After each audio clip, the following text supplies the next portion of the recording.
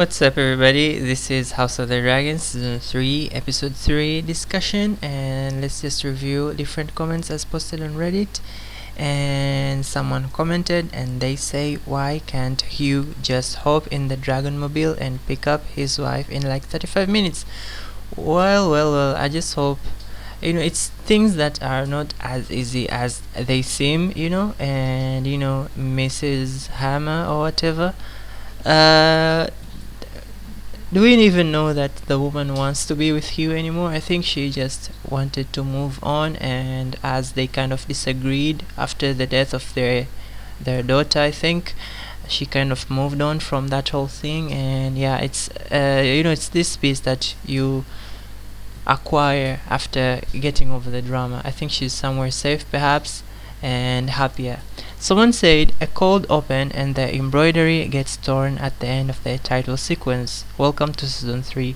Yeah, I think this season will be much darker and messier and more chaotic, and I'm so ready for it because, as I said from my review of episode 1, Rhaenyra needs to ramp it up a bit, and as we saw from episode 2, she kind of did the thing, and we're back in power now, which is very good.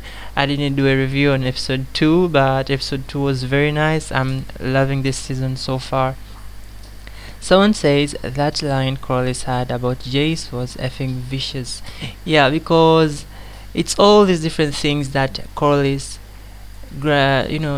sacrificed for Rhaenyra, and he didn't even have second thoughts about the things that he did for her, and for whatever reason Rhaenyra is now kind of backstepping, and you're not doing what I am kind of putting on the table, because it's all the different things that Corlys sacrificed for her, and now she wants to back out.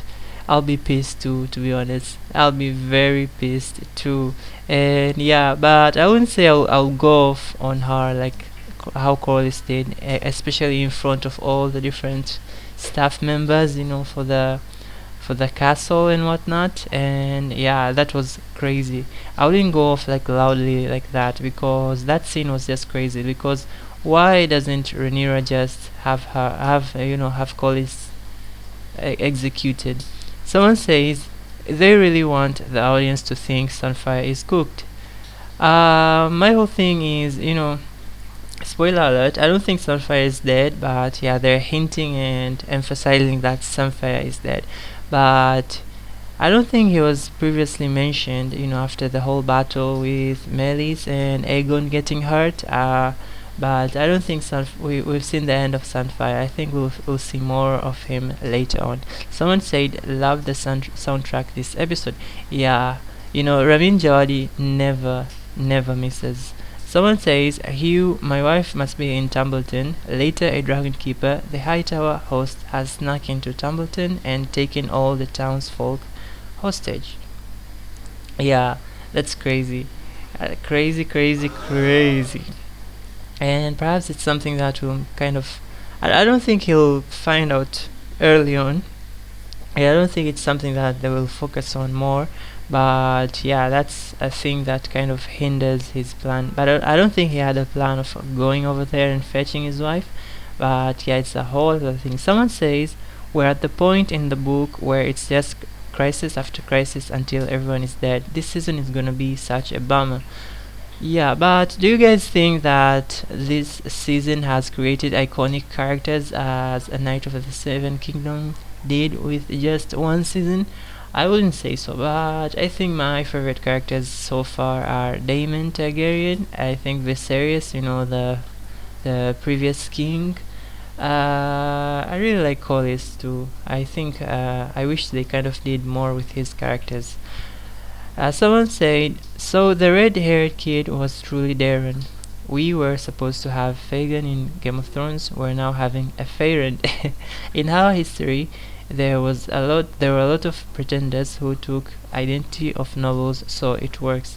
Yeah, because we have yet to see how Daeron moves in this world, I guess, in this series, and how the writers do the character.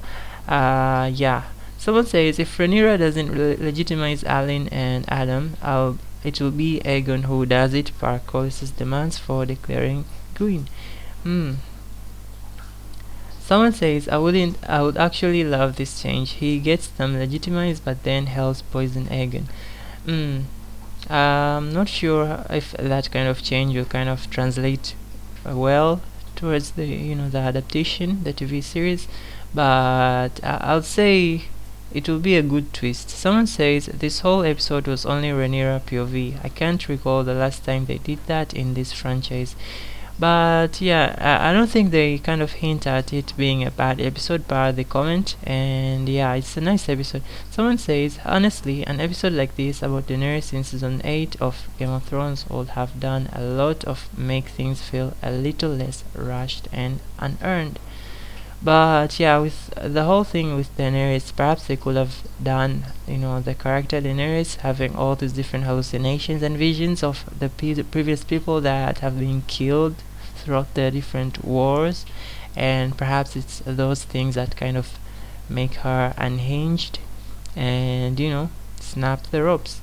Someone says, I did love how anxious this episode felt. Yeah, it's those scenes where they kept emphasizing on the rats, and it's freaking rats running everywhere, and yeah, get rid of these rodents. And I don't know if they have plans of hiring new rat catchers. And yeah, let me know if you're open for the job of being a rat catcher. I don't think I don't know how they do it in the world of A Song of Ice and Fire. Like, do they just set out traps, or do they have like bait or poison some food and then leave it out for the rats to eat? I don't know how they do that. Someone says, denying Corlys's request is so effing dumb. That man has given her everything. Yeah, that was just a crazy ass scene, to be honest. And Rhaenyra just keeps proving that she makes one bad decision after another. She's not the brightest of the characters. Someone says, bastards, Corlys coming in hot. Yeah, let's drop a bomb for that. It's something that could have made Rhaenyra angry, but truth hurts. Someone says, admin nightmare episode. Crazy. I loved that the ghost of Vaemond spoke through Corlys. I was gagged. Also, Elinda Nation, rise up. Our girl is back. Alicent pulling Cat Williams with the whole who's damn wife. Yeah, that whole thing. I was happy to see Elinda too. She's always had Rhaenyra's back. I don't know who Elinda is. I think it's that woman who shows up during the, while while Rhaenyra was hearing the problems that these people were having while on the throne. But yeah, I think I enjoyed that scene with her character. Someone says, me personally, I knew that wasn't the real Daeron. Someone says, I was very stressed during this episode in a good way though. The music helped a lot. Yeah, you guys, as I say, those scenes with those rats running everywhere totally made me engage with the episode so much more. Someone says, Corlys screaming bastard was funny. Yeah, but that whole thing with the staff hearing him, that was like, I know people talk, and perhaps the staff members know that these kids are not legitimate kids, but it's Corlys yelling it at the top of his lungs that makes it even more bizarre. And yeah, I don't know, but let me know what you guys think, how Daemon would have acted in that specific scene, especially since having Corlys as a fighting companion throughout all these different battles. As we saw, they fought hand in hand with the Triarchy and the crab feeder and whatnot. Someone says Rhaenyra getting her period at the most inconvenient time was so valid. Really enjoyed the parallels between Aegon and Rhaenyra when it came to trying to satisfy petitioners but being dialed back by their hand. Someone says off the white asking, is that it? Regarding the vows was a funny inside joke. It's still ridiculous that we don't know the full 7 vows. Yeah, it's crazy. It's all in the name of the warrior. It's crazy, but I enjoyed so much that scene in A Night of the Seven Kingdoms when uh, that I don't remember the name where he gets knighted by the Baratheon guy. Someone says, so I remember Fire and Blood, right? Rhaenyra and Corlys had Adam and Alyn legitimized, right? They claimed they were Laenor's son. Do you think that will be the compromise Rhaenyra comes up with to keep Corlys on her side for now? Uh, Someone commented under that will be even stupider than just legitimizing them as Corlys, as that would only further reinforce how much Jace, Luke, and Joffrey don't look like Laenor. Hmm. Yeah, it's a whole other thing, you guys, and Rhaenyra is in a really tough position. I wouldn't say like legitimizing them as Laenor's sons would be a good idea, but perhaps legitimizing them as Corlys's kids will be a much greater and better idea. Someone says it's unfortunate the treasury is gone, but we can assume Viserys' reign was a good one for their finances, so not hugely in debt. Feel like most of the issues could be solved with a big loan. Yeah, is this Littlefinger commenting this? Someone says, bring Ormond the usurper to me. Yeah, I'm so excited to see more of the character and what they do with him. Ormond is so much, like I'll say, is such an interesting character so far, especially like these different schemes that he comes up with. He declares Rhaenyra as the queen, but suddenly he has all these different tricks behind his sleeves and whatnot, and I'm so excited to see more of the character and what they do with him. Someone says Rhaenyra is more like her brother than she'd like to admit, unfortunately. Vizzy didn't do much, if anything, to prep her for the administrative side of rule. Yeah, because it's all the different things that you're so excited about claiming the throne, but yet when you get the throne, you now understand there's all these different diplomacies and bureaucracies that you have to do, and it's just crazy. Let's view other posts from different viewers. Someone say the 3 episodes so far in season 3 were great television. Yeah, I agree so much. I am enjoying this season so far, and I'm so excited to see how they kind of wrap everything up together.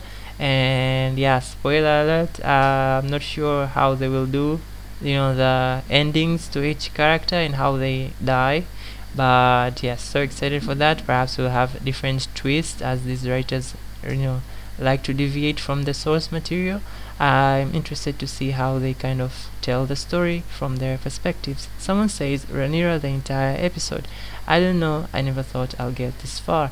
Yeah, it's those scenes that I wish she kind of had a better poker face, because she just can't keep a straight face when someone is kind of pressing her.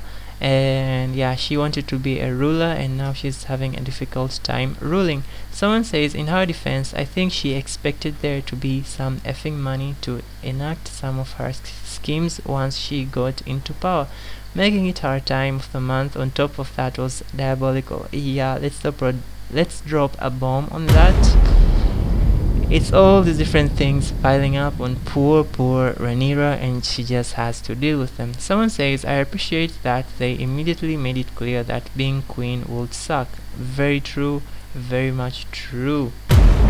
And it's something, like working in corporate and whatnot, you kind of have this idea that you want to climb up the ladder, but do you really want to climb up the ladder? Because as you climb up the ladder, you have more responsibilities, and it's all these different things that pile up on you. Now, coming to our sponsor for this, no, I'm just kidding. Someone says, and Alicent actually being helpful, now that's a plot twist. Yeah, to be honest, how they kind of do the drama between Rhaenyra and Alicent is just crazy at this point, because it's Alicent who kind of is dialed down at this point, and she's just there for the journey, I guess. I kind of wonder for the upcoming episodes, will she kind of amp up the drama and kind of challenge Rhaenyra more, or she'll just be there for the drama? Specifically, the next episode, episode 4, so excited for that. It's spoiler alert, it's supposedly someone that ends up dying, and it's some fans that are kind of hinting at it being Helena, the female, the woman that is Alicent's child, Alicent and Viserys' child, and Rhaenyra's half sister. Someone says some of her hypocrisies thrown in her face. She's the one who served the commons with the Darm blockade. Now she's robbing the nobles of King's Landing to fix a problem she created. She tells Corlys, I can't be seen to elevate bastards while simultaneously planning to bring her last bastard, Joffrey, to be her heir. Yeah, it's crazy.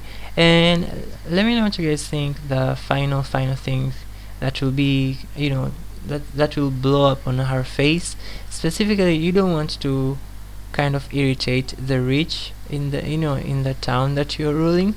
Like, I'm not a politician or whatnot, but yeah, that's not the thing you do, because they have all these different controls of aspects. You have traders, you have farmers, you have all these different leaders in their specific industries, and they regarding how Rhaenyra treats them, and as we have seen in this episode, she pisses them off, and yeah, they kind of can start rebellions. Specifically, they can control the people under them to go against you and control the narrative and the propaganda and whatnot. And so far, it's not looking good for Rhaenyra. And let me know if you guys think that's the way that these nobles will get, will turn the people against Rhaenyra, and it will be the undoing of her reign. Someone says she really just walking all over the place. Yeah, they zoomed in real close for an unnecessary long time on that cup the new lady maid gave her. Am I crazy? Yeah, I'm not sure. Like, they had some medicine in there, like some herbs and whatnot. I'm not sure what they were kind of hinting at it. Like, were they kind of teasing perhaps, or kind of giving us like a cliffhanger, or perhaps inducing the anxiety that perhaps there's something slipped into there. Some people said if of all people not to legitimize Alyn and Adam, baffling. Also, did anyone else think it was super cute when Daemon moved his arm for cuddles? Yeah, it's crazy. Gave up 3 kids for a job she's not good at and doesn't want. Massive L. Yeah, it's crazy. Yeah, because as they comment here, the baby she lost. Yeah, so she had like a miscarriage, the baby in her belly, and then we have Jace, and then Lucerys. It's crazy. Someone says pretty much, yeah, sure. She expected a full treasury, but the taking of King's Landing was done in haste and might have done more harm than good to the Blacks. Yeah, you guys, you just be careful and be sure what exactly you want, because it's people in your life that can push at you, saying that you need to claim something. Specifically, I'm referring to Rhaenyra. And can she handle such a thing after she gets it? No, she can't. And now she's all over the place. Someone says the poorest rich person in King's Landing. Yeah, let's drop a bomb on that. Someone says she did not expect to move back into her house via Section 8. I swear the Iron Throne is always broke as F in these storylines. I want to see its days of glory in whatever the next series is. Yeah, it's crazy. Someone says, may I know why she's reluctant to declare Alyn and Adam to the House of Velaryon? Yeah, as she explained in the episode, it won't look good for her, especially after that whole scene with the priest. It's crazy things, but you have to view from a different perspective to understand what she was doing. Someone says Rhaenyra with the elite facial expressions this season, I love it. I've made a huge mistake. Yeah, while she makes some mistakes, the main problem is not her fault. The Lannisters robbed the crown on the way out. They would have effed over whoever was left, whether that was Aemond, Aegon II, or even Daeron when they returned. Yeah, it's all the Lannisters, and the Lannisters are basically leprechauns, because they are obsessed with wealth and gold. It's crazy. Someone says, I'm still watching it, and the cringe of them portraying her like she's got a deliriously high fever or something because she's on her period is insane to me. A person who has had periods every month of my life for almost 20 years. It's so it says it's not just periods, she's also sleep deprived. Yeah. I don't think it's like a good portrayal of her. Anyway, someone says Rhaenyra was dead wrong about Alyn and Adam. Corlys lost everything to her.